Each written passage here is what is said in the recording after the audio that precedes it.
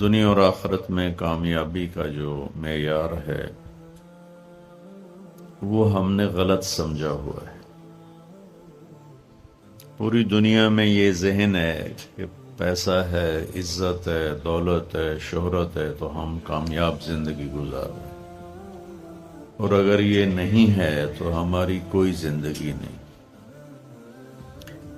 میں ایک دفعہ یہ جو خانہ بدوش ہوتے ہیں نا، یہ ہماری زمینوں میں آ کے انہوں نے قیام کیا، تو میں صبح سیر کرتے ہوئے ان کے خیموں میں چلا گیا اور ان کو جمع کیا، تھوڑی سی ان سے بات کی، شاید انہوں نے پہلی دفعہ دین کی بات سنی۔ تو ان میں سے ایک کہنے لگا، ساڈی بھی کی زندگی ہے جی، اج ایتھے تے کل اوتھے، جتھے کوئی مر گیا اتھے ہی انہوں دب دیتا تے مڑ اگاں ٹر پے۔ یہ اس ان پڑھ سے لے کر پی ایچ ڈی تک لوگوں کا ذہن ہے کہ پیسہ، عزت، دولت، شہرت یہ کامیابی، یہ نہیں ہے تو کوئی زندگی نہیں۔ تو اللہ تعالیٰ کی کتاب اور میرا اللہ کامیابی کا معیار کیا بتاتے ہیں؟ فمن زحزح عن النار وادخل الجنة فقد فاز وما الحیاة الدنیا الا متاع الغرور۔ جو جہنم سے بچ گیا اور جنت میں چلا گیا یہ کامیاب ہے۔ وہ غریب و امیر و بادشاہ ہو۔ ناکامی کا معیار کیا بتاتا ہے؟ قل ان الخاسرین الذین خسروا انفسهم واہلیہم یوم القیامہ الا ذلک هو الخسران المبین۔ میرے محبوب آپ انہیں بتا دیں، ناکام وہ ہے جو قیامت کے دن ناکام ہوگا، اور وہ ناکامی کیا ہے؟ وہ جہنم ہے۔ جو اس دن وہ ناکامی کیسے ہے؟ وہ فمن خفت موازینہ فاولئک الذین خسروا انفسهم فی جہنم خالدون۔ اس دن جن کی نیکیاں گھٹ گئیں، جو نیکیوں میں فقیر ہو گیا، جو میں آج کل فقیر ہو گیا، یہ بھی کوئی زندگی، یہ بھی کوئی بندن۔ تو میرا اللہ کہہ رہا ہے کہ قیامت کے دن جو فقیر ہوں گے، کس چیز کے؟ نیکیوں میں، یہی فَأُولَئِكَ الَّذِينَ خَسِرُوا أَنفُسَهُمْ فِي جَهَنَّمَ خَالِدُونَ۔ یہی وہ لوگ ہیں جو قیامت کے دن ناکام ہو جائیں گے۔ قیامت کے دن کا سکہ پیسہ نہیں، شہرت نہیں، دولت نہیں، بادشاہت نہیں۔ قیامت کا دن مالدار وہ ہے جس کے پاس عملوں کا اسلام ہے، نیکی ہے، اور ناکام وہ ہے جو اس سے خالی ہے۔ اللہ نے پوری دنیا کے انسانوں کے لیے کامیابی ناکامی کا معیار وہ بنایا ہے جو اس کے اندر موجود۔ دنیا کی کامیابی تو پیسے سے سمجھی جاتی ہے، وہ کوئی سہیل ورگی کالونی بناوے تے ادھے بڑا بڑا پلازا بناوے، بھئی کیا زندگی ہے، بھئی کیا ترقی کی ہے، کیا ترقی کی ہے۔ یہ ادھوری ترقی ہے۔ میرے اللہ نے کامیابی ناکامی کا معیار وہ بتایا ہے جس میں غریب، امیر، عورت، مرد، پڑھا لکھا، ان پڑھ، دیہاتی، شہری، کالا، گورا، عربی، عجمی، سب ایک جیسی طاقت رکھتے ہیں کہ اللہ کو راضی کرنے کے لیے یہ جسم اس کی اور اس کے رسول کی فرما برداری میں جھکانا پڑتا ہے۔ یہ کامیابی میں اب اس میں غریب، امیر، جسم تو اللہ نے سب کو دیا، جو معذور ہے ادکل بھی ادھورا پدھورا ہے تو صحیح نا۔ تو سلطان باہو رحمت اللہ علیہ کا فرمان ہے، دل دریا سمندروں ڈوگے، کون دلاں دیاں جانے ہو، وچے جھیڑے وچے بیڑے وچے ونچ مہانے ہو. تو اس کا خلاصہ وہ ہے جو میں بتا رہا ہوں کہ انسان کو کامیابی کے لیے باہر کچھ بھی نہیں، سب کچھ اندر ہے. وفی انفسکم افلا تبصرون، جس کو ہمارے شاعر نے بڑے خوبصورت، شاعر مشرق جنہیں ہم کہتے ہیں اقبال رحمت اللہ علیہ، اپنے من میں ڈوب کر پا جا سراغ زندگی. تجھے کیوں فکر ہے اے گل دلے صد چاک بلبل کی، تو اپنے پیرہن کے چاک تو پہلے رفو کر لے. تو میرے بھائیو، کامیابی اور ناکامی اور قیامت کے دن کی عزت، اللہ کی قسم اس کا تعلق نہ ایسی کالونیوں سے ہے، نہ ایسے پلازوں سے ہے، اور نہ فقیری سے ہے، نہ فقیری سے. سلطان محمود غزنوی رحمت اللہ علیہ 416 ہجری میں رجب کا پچھلا مہینہ جو گزر گیا نا، یہ جب آتا تھا تو آپ کہتے تھے اللہم بارک لنا فی رجب و شعبان، یا اللہ ہمارے رجب اور شعبان میں برکت دے. وبلغنا رمضان، اور یا اللہ آگے رمضان آ رہا ہے، یا اللہ ہمیں اس تک پہنچا دے. اور آپ شعبان میں سب سے زیادہ روزے رکھتے تھے، کبھی کبھی پورا مہینہ شعبان کے روزے آپ رکھتے تھے. اور 15 شعبان جو بہت مبارک رات ہے، اس میں آپ نے فرمایا اس کا قیام، رات کی تہجد اور دن کا روزہ، یہ اللہ تعالیٰ کی بارگاہ میں بہت محبوب ہے. تو ہم مسلمان کے لیبل کو ہٹا کر، آپ دیکھو مسجدوں پہ لکھا ہوتا ہے بریلوی مسجد، دیوبندی مسجد، اہل حدیث مسجد. مسجد تو اللہ کی ہے. امام بارگاہ ہارون رشید نے اپنی بیوی سے کہا، غصے میں آ گیا، کہنے لگا اگر تو نے آج رات میرے ملک میں گزاری تو تمہیں 3 طلاق. پیچھے سر ناپ کے بہ گیا، اے میں کیا آخرت. تو اس نے علماء اکٹھے کیے، کہنے لگا جی میں نے بیوی سے کہا ہے تو نے رات میرے ملک میں گزاری تمہیں 3 طلاق، تو کوئی طلاق سے بچنے کی صورت ہے؟ تو علماء نے کہا ایک ہی صورت ہے کہ تمہارے ملک سے رات باہر گزارو. ملک اس کا فیصل آباد تک تھا اور ادھر کاشغر تک تھا، اور دنیا میں پھیلی ہوئی حکومت تھی. تو گھوڑے پہ تو یہ فاصلہ طے نہیں ہو سکتا، لہذا انہوں نے کہا جی رات آئے گی طلاق ہو جائے گی. وہ کہنے لگا ابو حنیفہ جن کی ہم پیروی کرتے ہیں، امام ابو حنیفہ، ان کے فتوے پہ عمل کرتے ہیں. کہا ان کے شاگردوں میں کوئی ہے؟ ان کا ایک شاگرد ہے. اس وقت امام ابو یوسف بڑے غریب فقیر دھوبی کے بیٹے تھے. ان کا ایک ہے ابو یعقوب، ابو یوسف یعقوب ان کا نام تھا. کہا اسے بلاؤ. وہ آ گئے. انہوں نے ان سے پوچھا، ہارون رشید نے، اچھا اس سے پہلے ایک واقعہ ہوا، ناجائز تجاوزات آج سے نہیں ہیں، بہت پرانے زمانے سے. ایک یہودی اس محلے میں رہتا تھا، بڑا سیٹھ. تو اس نے اپنے گھر کی دیوار توڑ کے نا گلی بیچ میں لے لی، گلی کو تنگ کر دیا، چھوڑی سی پر تنگ کر دی. امام ابو یوسف نے اس سے کہا بھائی غریب لوگوں دا راہ نہ روک، ہمارے لیے گزرنے کا راستہ تو کھلا رکھ. تو اس نے بڑے تکبر سے کہا جب تو پالکی میں بیٹھ کے آئے گا تو کھول دوں گا. میں غریب بندے نے روٹی نہیں لبدی. پالکی اس زمانے کی معزز سواری تھی جو غلام اٹھاتے تھے، نوکر، اور اس میں وہ خواتین یا مرد نوابان جو ہوتے تھے وہ بیٹھ کے ایک محلے سے دوسرے محلے جاتے تھے، کیونکہ اندر تو کوئی گھوڑے یا سواریاں تو چلتی نہیں تھیں. تو انہوں نے امام ابو یوسف کو بلا کے پوچھا، جی حضرت میں نے بیوی کو یہ کہا ہے تو نے میرے ملک میں رات گزاری تو تمہیں 3 طلاق، تو کوئی شکل ہے کہ طلاق نہ ہو؟ تو انہوں نے بغیر سوچے کہا رات مسجد میں گزارے طلاق نہیں ہوگی. تو علماء نے ان کو ایسے دیکھا، یعنی اکھیاں نال، بھئی ایک ہی میں. تو امام ابو یوسف نے جواب دیا وَأَنَّ الْمَسَاجِدَ لِلَّهِ. اللہ تعالیٰ قرآن میں کہتا ہے مسجد اللہ کا گھر ہے. ہارون دا نہیں ہے، ہارون رشید دا نہیں ہے، مسجد اللہ دی ہے، لہذا مسجد میں رات گزارے طلاق نہیں ہوگی۔ تو ہارون رشید اتنا خوش ہوا، انہوں نے کہا 1,00,000 درہم ان کو انعام دیا جائے اور ان کو chief justice of Abbasi kingdom بنایا جائے۔ اور جب وہ جانے لگے تو کہنے لگے ٹھہرو ٹھہرو، پالکی لے آؤ بھائی، پالکی۔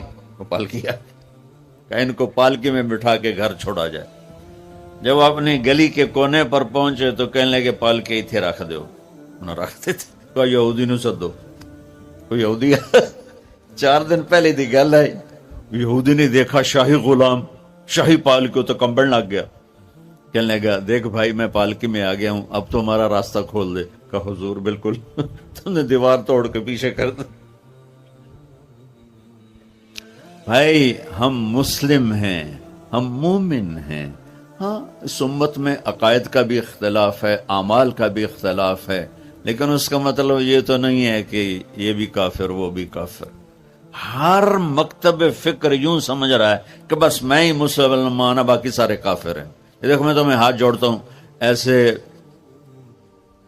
فتنہ پھیلانے والے مولویوں کے قریب بھی نہ جاؤ، وہ کسی بھی مکتب فکر سے ہو، ان کو دور ہو کے گزرو۔ اور ہر مکتب فکر میں اللہ کے نیک بندے اور صلح چاہنے والے، محبت چاہنے والے بے شمار ہیں، ان کی سن۔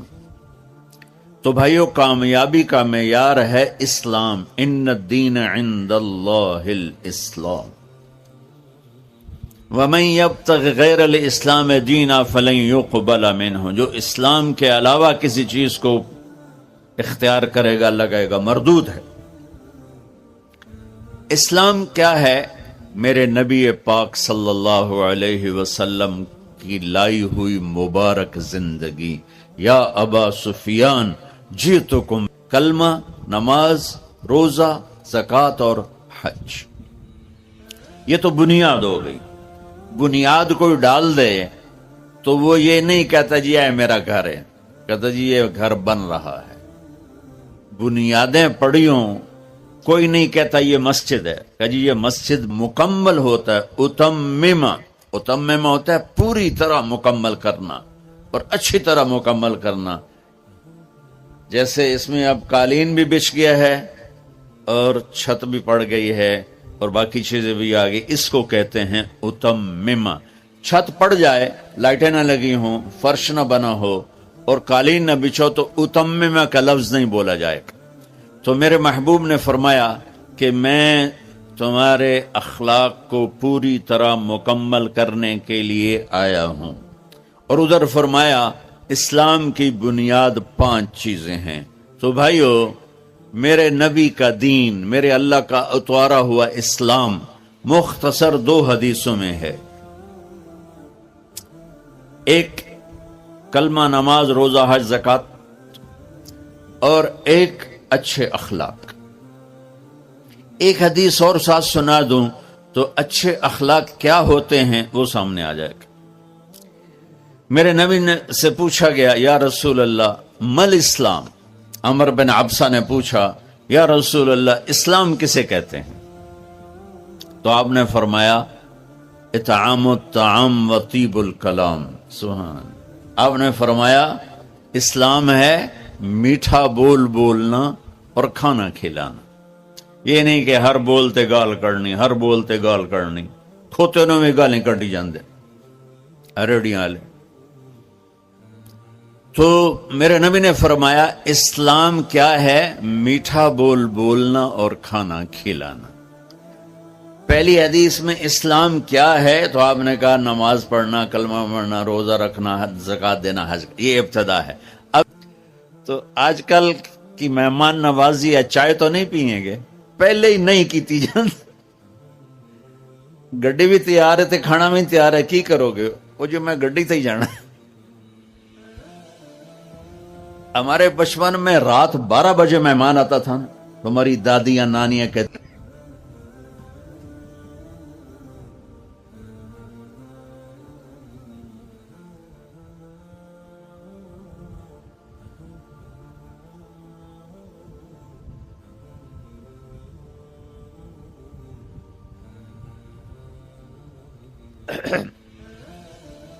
اس نے پوچھا مل ایمان، یا رسول اللہ ایمان کیا ہے؟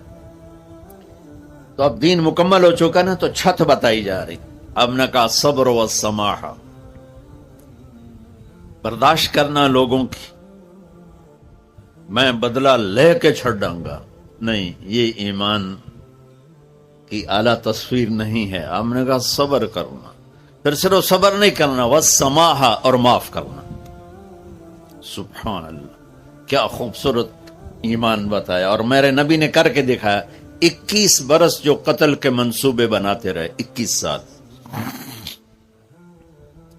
مکے والے جب آپ نے مکہ فتح کیا تو آپ نے ایک بول میں کہا جاؤ میں نے سب کو معاف کیا. آپ تبوک کے سفر سے واپس آ رہے تھے، آپ سوئے ہوئے تھے، صحابہ بھی سوئے ہوئے تھے. تو ایک بدو کافر کہیں سے آیا، غورس اس کا نام تھا. اس نے آپ ہی کی تلوار اٹھا کے آپ کی پسلی میں ماری یہاں. اب اٹھ کے بیٹھ گئے، دیکھا تو وہ تلوار لے کے کھڑا اور یوں کر کے کہنا 10 ہن تینوں کون بچاوے گا؟ تو آپ نے کہا اللہ. تو اس کا ہاتھ کانپا اور تلوار گر گئی. تو آپ نے تلوار اٹھا کے یوں سیدھی کی. اب تو بتا تجھے کون بچائے گا؟ وہ کہنے لگا میں تو ہی بچائیں گا. تو اللہ تو پتہ ہی کوئی نہیں. وہ کہنے لگا میں تو ہی بچائیں گا، مہربانی کر دے. سبحان اللہ. اب دیکھو کیا کرنے آیا ہے، مارنے پیٹنے نہیں، قتل کرنے آیا ہے. آپ نے فرمایا کلمہ پڑھتے ہو؟ کہنے لگا نہیں پڑھتا. تو آپ نے کہا جاؤ معاف کی. سبحان اللہ، جاؤ معاف کی. اسلام مکمل کہاں ہو رہا ہے؟ پھر اس نے پوچھا یا رسول اللہ ای الاسلام افضل، سب سے اعلیٰ درجے کا مسلمان کون ہے؟ دھیان نال سنیں، سب سے اعلیٰ درجے کا مسلمان. میرے نبی کا جواب، جو سارا دن مصلی پہ بیٹھا رہے، جو ہر سال حج عمرہ کرے، جو مسجد سے نہ نکلے، جو رات کو قرآن پڑھے، دن میں روزے رکھے. نہیں، سنو غور سے سنو. من سلم المسلمون لسانہ ویدہ، سب سے اعلیٰ درجے کا مسلمان فیصلہ بات کا وہ ہے جو اپنے مسلمانوں کو تکلیف نہ پہنچائے، جو ہاتھ اور زبان سے کسی کو تکلیف نہ پہنچائے، وہ سب سے اعلیٰ درجے کا مسلمان ہے. کیا بات. میرے نبی سے ایک صحابی نے پوچھا یا رسول اللہ ہمارے محلے میں ایک خاتون رہتی ہے، رات کو تہجد پڑھتی ہے، دن میں روزے رکھتی ہے، پر اس کی زبان بہت سخت ہے، بہت بےزتی کرتی. آپ نے کہا جہنم میں جائے گی. کہا جی ایک خاتون ہے جو نہ نفلی روزہ، لیکن اس کی زبان کا بول بڑا میٹھا ہے، کہ وہ جنت میں جائے گی. تو سب سے اعلیٰ درجے کا مسلمان کون ہے جو کسی کو تکلیف نہ پہنچائے؟ پھر اس نے پوچھا ای الایمان افضل، سب سے اعلیٰ درجے کا مومن کون ہے؟ تو آپ نے فرمایا حسن الاخلاق، جس کے اخلاق اچھے ہوں وہ سب سے اعلیٰ درجے کا ایمان والا ہے. کیونکہ تکلیف نہ پہنچانا اخلاق کی ایک صفت ہے، اور اخلاق کی بے شمار اقسام. میرے نبی نے فرمایا اچھے اخلاق 360 صفات کا نام ہے. ایک صفت بھی کسی مسلمان مرد عورت کے اندر ہوگی تو جنت میں چلا جائے گا. سامنے ابو بکر بیٹھے تھے، کہنے کہ یا رسول اللہ کو میرے اندر بھی ہے؟ تو آپ نے فرمایا تیرے اندر ساری ہے، ساری تیرے اندر ساری. تو ابتدا بھی بتا دی، انتہا بھی بتا دی. اور عبادت بھی مسلمان کو اخلاق تک پہنچاتی ہے. اب سنو قرآن سے، اللہ تعالیٰ انسان کسے کہتا ہے؟ ایمان والوں کو. ان الذین کفروا من اہل الکتاب والمشرکین فی نار جہنم خالدین فیہا اولئک ہم شر البریہ. سب سے بدترین مخلوق وہ ہے جو اللہ کو نہ مانے، جو اللہ کے دین کو نہ مانے. آپ نے کہا وہ سب سے بدترین مخلوق. تو لا الہ الا اللہ محمد رسول اللہ ہمیں انسانیت میں داخل کرتا ہے. انسان ہے ہی وہ جو لا الہ الا اللہ محمد الرسول اللہ کا کلمہ پڑھتا ہو میرے رب کے نزدیک. نماز کیا ہے؟ نماز کیا ہے؟ بول بھائی. ہاں، میرا اللہ کہتا ہے ان الصلاۃ تنہا. اب آئی نہیں چل رہا.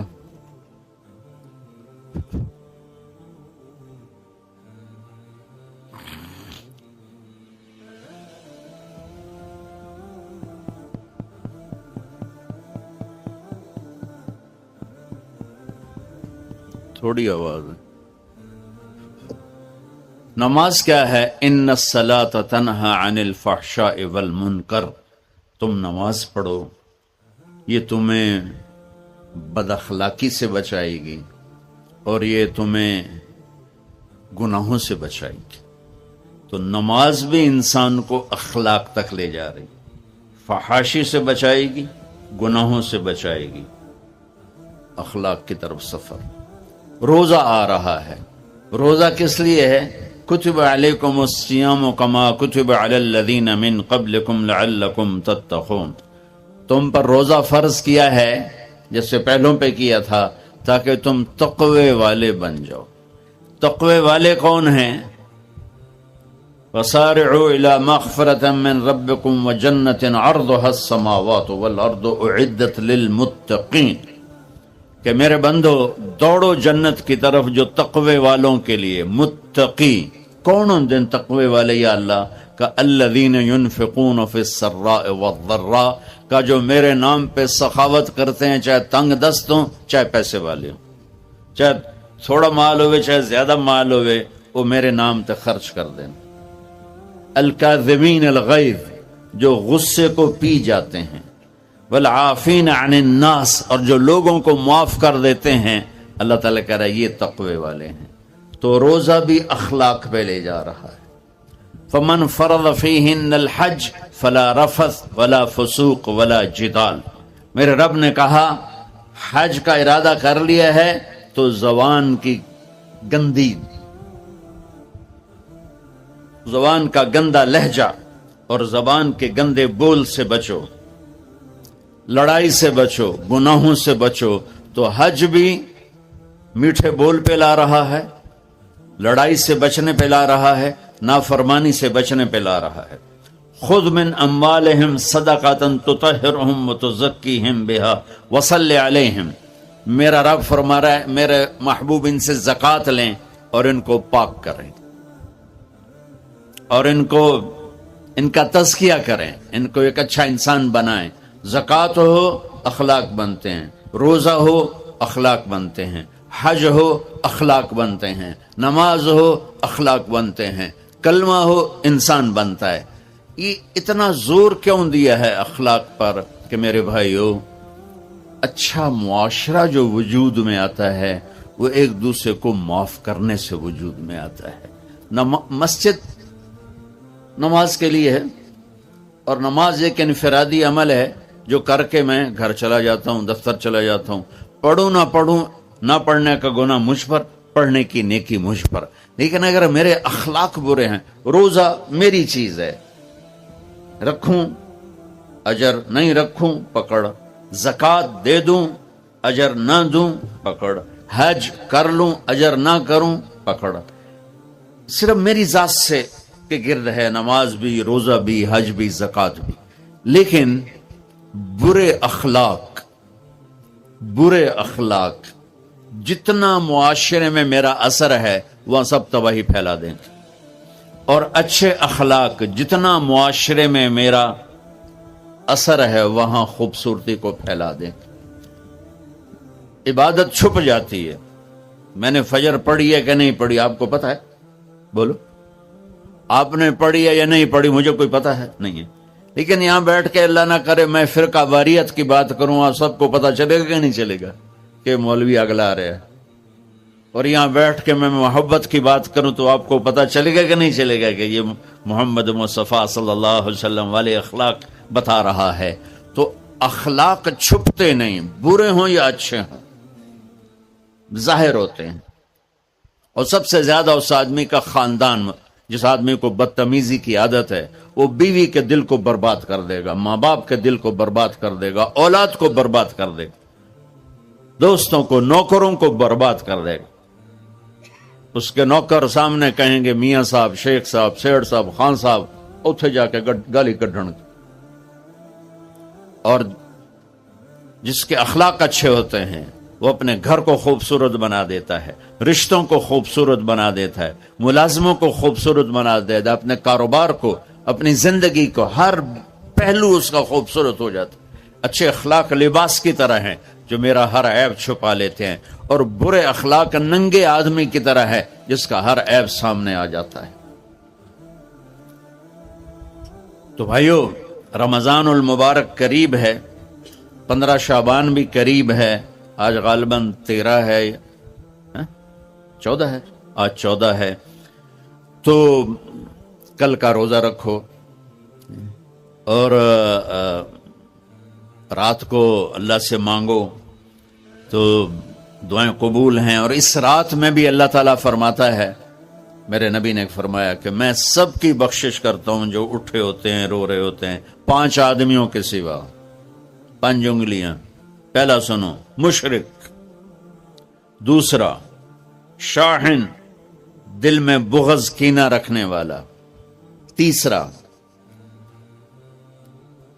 المسبل، متکبر، تکبر کرنے والا، چوتھا عاق لوالدیہ، والدین کو برباد کرنے والا۔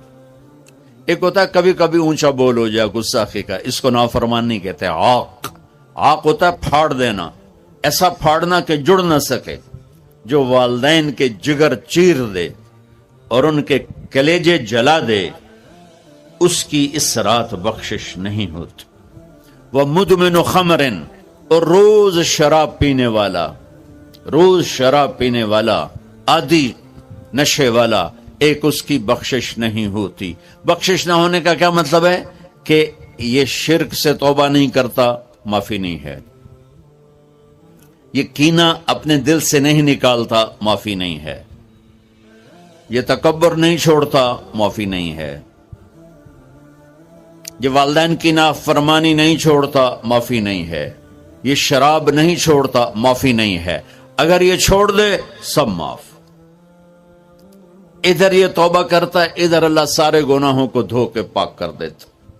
اور اللہ کی رحمت اتنی طاقتور ہے کہ میرا رب فرماتا ہے، یہ تو میں نے 5 غلطیاں بتائی ہیں، لیکن میرا رب فرماتا ہے میرا بندہ، میں تجھے عمر بھی دیتا ہوں، طاقت بھی دیتا ہوں، تو اتنے گناہ کر کے زمین فیصل آباد کی سے اٹھا کر آسمان کی چھت کو لگا دے، سوری دنیا گناہگار ہو جائے نا تو آسمان کیا چاند تک بھی گناہ نہیں جا سکتے۔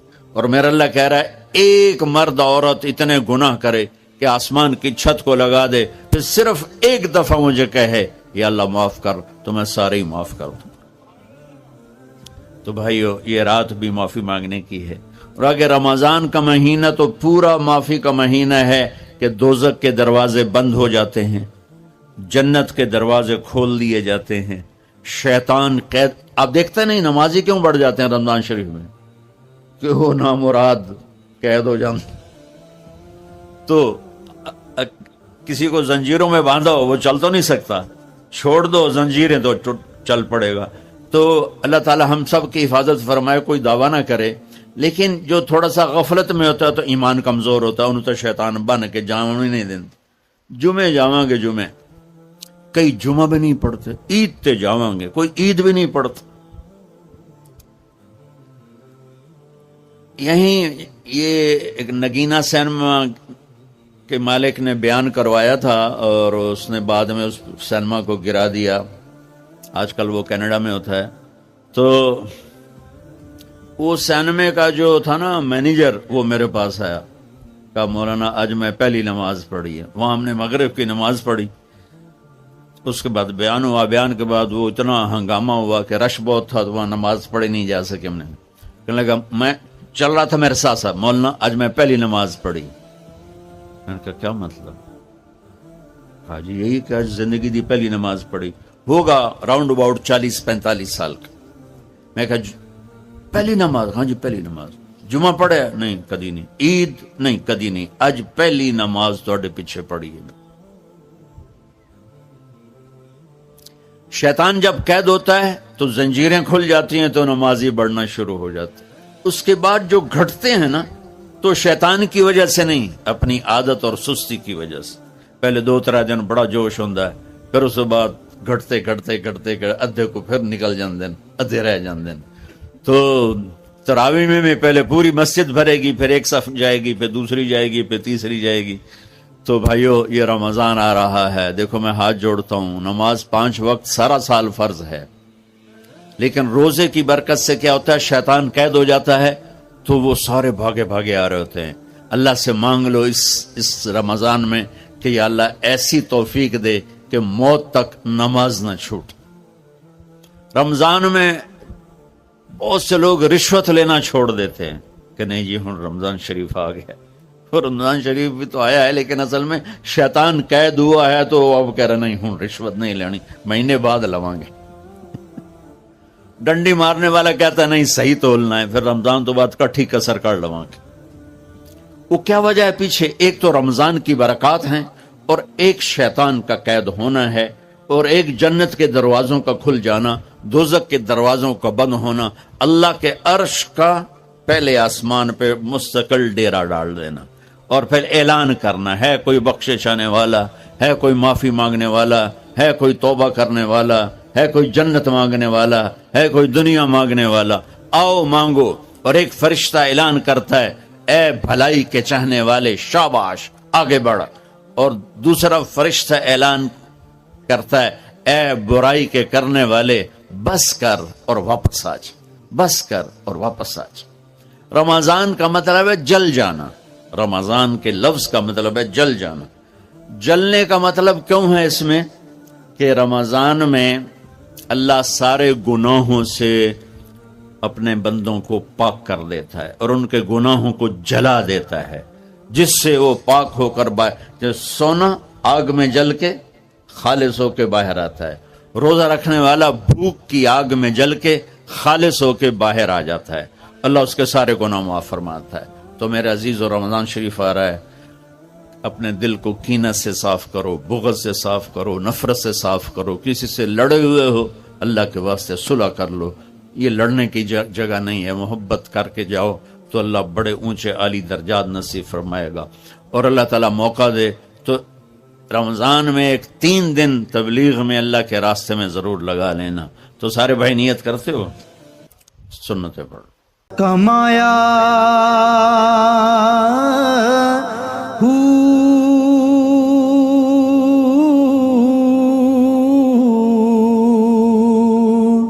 نہ میں بھج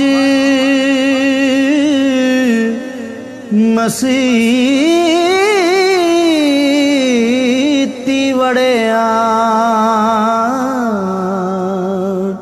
نہ تسبیح